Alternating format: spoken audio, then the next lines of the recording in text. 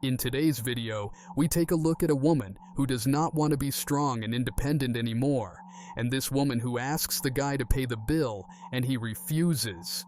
Are you not going to pay for my bill? No, I'm not going to pay your bill. Really? You're not going to pay? Like, what happened to all the good men out there? The gentleman who pays for the bills?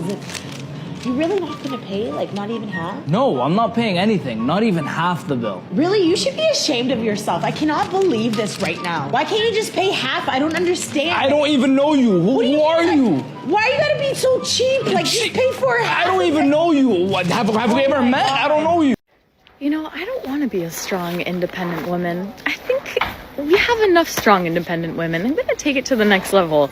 I want to be a mushy, soft, relaxed, taken care of as fuck woman. Like 30 people on my team, people opening doors for me, making me dinner, waking me up in the morning, massaging my feet kind of woman, you know? Self-serving, loving, juicy, embodied, deliciously feminine kind of woman. I think we know at this point we're strong. We've got to be independent. Of course I can take care of myself. Now I want to be taken care of. I want to need my man. I want to be wined and dined by my man, by my king. I'm the queen. And I'm relaxed as fuck.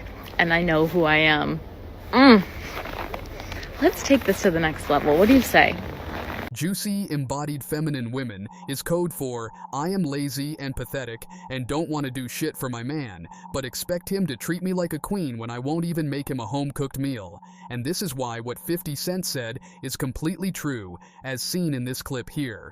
When 50 Cent said, "It's easy to love me now, would you love me if I was down and out? Would you still have love for me?" You did not feel that. When he said, "If I flip burgers at Burger King, would you be ashamed to tell your friends you're feeling me?" Y'all didn't feel that. When he said, "Would you love me in a Bentley? Could you love me on a bus?" Y'all said Bentley. Y'all give Bentley. When he said, "If I got locked up and sentenced to a quarter century, could I count on you to be there to support me mentally?" Y'all didn't feel that. Y'all didn't feel that. We got too many 8-figure, 9-figure, 10-figure mother... You know what I'm saying? We got too many of y'all. What he said was the truth of a life of a man, because as he said, you love me now, but will you love me when I am down and out? And the answer to that question is a solid no, as proven in this clip here. It's because he ain't had no money, you left him? Had to. That ain't right. I don't like that. If he's making more money than me, if I'm making more money than him, You should help him get some more money. How am I going to do that, though? If I have my own career, I'm doing what I'm doing. A woman's supposed to be a helpmate. I feel like a man is supposed to be that for a girl. A man's supposed to be a leader. You right. You're supposed to help him be a better leader. So I was in the wrong. Now I'm the bad guy. I'm always the bad guy. You looking for a daddy. I ain't looking for a daddy. I got my own money. I got my own money. I could do what I do. And that's what I'm saying. Like, I don't need a guy for money. If you want one. I want a man to be stable. If I was to leave him, I want him to So he wasn't stable? He was okay, but I was making more than him. So he was stable though? Yeah, I guess. Yeah. So why are you leaving then? You said you just wanted... Because he wasn't doing better than me. I need a guy doing better than me. And if he's not doing better than me, then...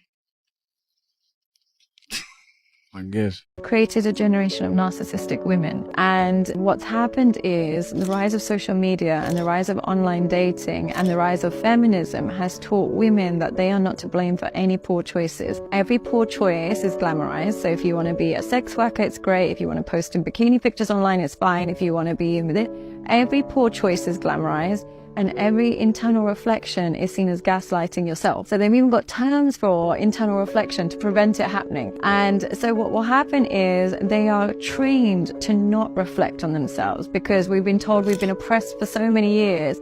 Now it's time to make sure we project. And so we don't take any accountability. And as a result, when we get into relationships, if we don't feel completely soothed all the time, he must be a narcissist. He must be a manipulator. He must be gaslighting. He, rather than I. And unfortunately, we've got an online market that caters to that wounded woman, that caters to that entitled woman, and caters to that narcissistic woman. And it's so wild to me that so many women talk about narcissism, but the society today is just catering to narcissistic women. If I post a picture online, a bikini picture online, there's nothing my husband can do that could compete with that level of accolade. Attention. Impossible. The compliments, the attention, the messaging, that you're so sexy and beautiful, and all these different things from thousands or potentially millions of men around the world who have money and all these things. Yeah, and there's nothing he can do. He can't post online and get the same reaction. And more so, he can't give me the same level of validation. So what's happened is we've created a setup in society that means men have to compete with a level of validation they can't compete with. As she said, most men are fighting an uphill battle, a battle which they can't win, cause no man can compete with the level of attention and validation that the simps present on social media can provide.